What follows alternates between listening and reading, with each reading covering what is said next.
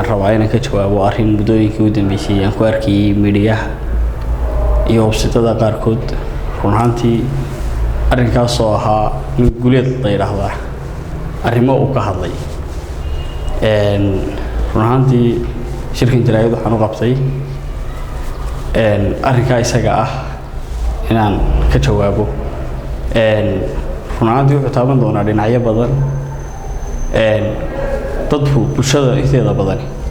aqoon dheeraada uma laha guuleed waa kuma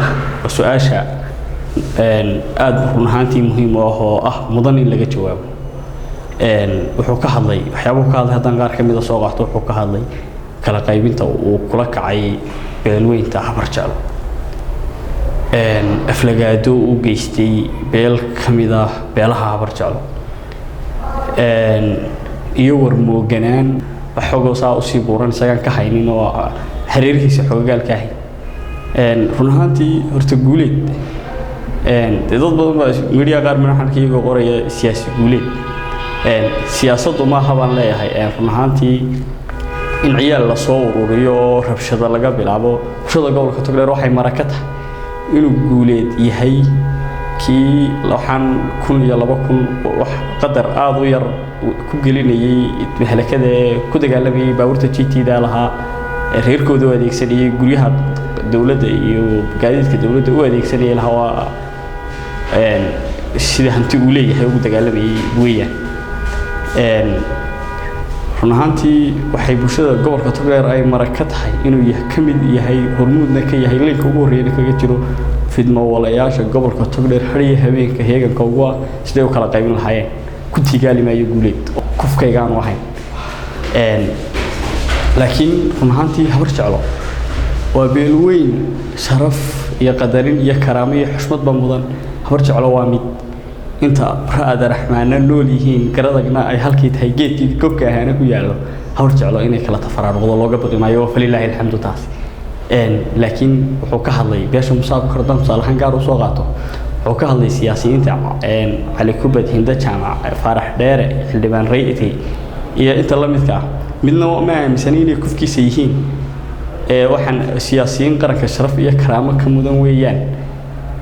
waa kuwii markuu isagu umada ka raacay shalayto u halgamayay weeyaan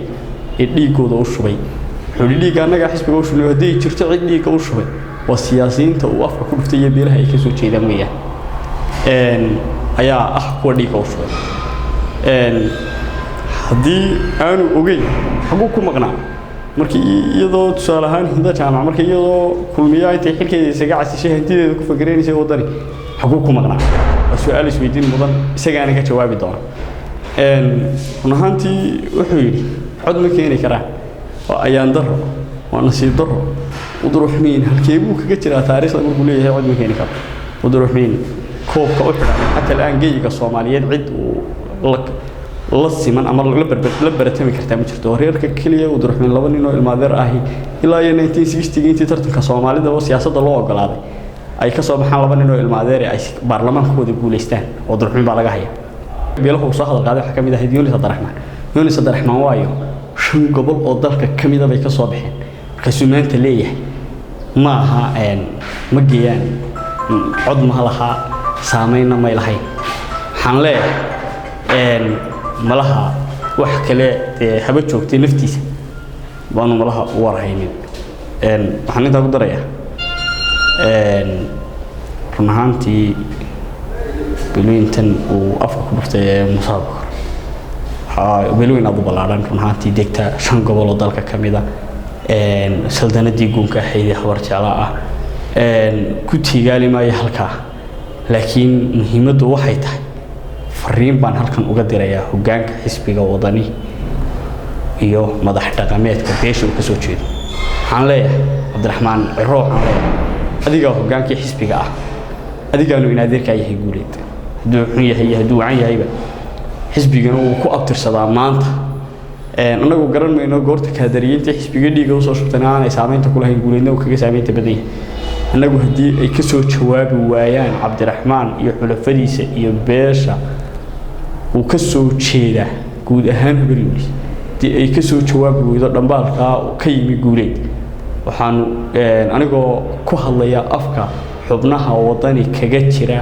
beesha Muuse Abukar waxaanu u qaadan doonaa haddii ay ka jawaabi waayaan oo xaal marin iyo waxa ay leedahay oo golo jooga ay bixin waayaan waxaanu u qaadan doonaa inay kula socdaan taana waxaanu ka bixin doonaa jawaab cawaaqib xumadeedu ay saamayso xisbiga wadani codkayagu wadani ku soo baxo xisbi qaran ku noqday maantana codkayagaan doonayna inaan ku soo saarno laakiin hadduu noqdo xisbi reer mid qarankooda leeyahay ayaanu ka doorbidayna inaanu dhisno mid reer ku leeyahay taasna bulshada reer Somaliland waanu u sheegaynaa waxaanu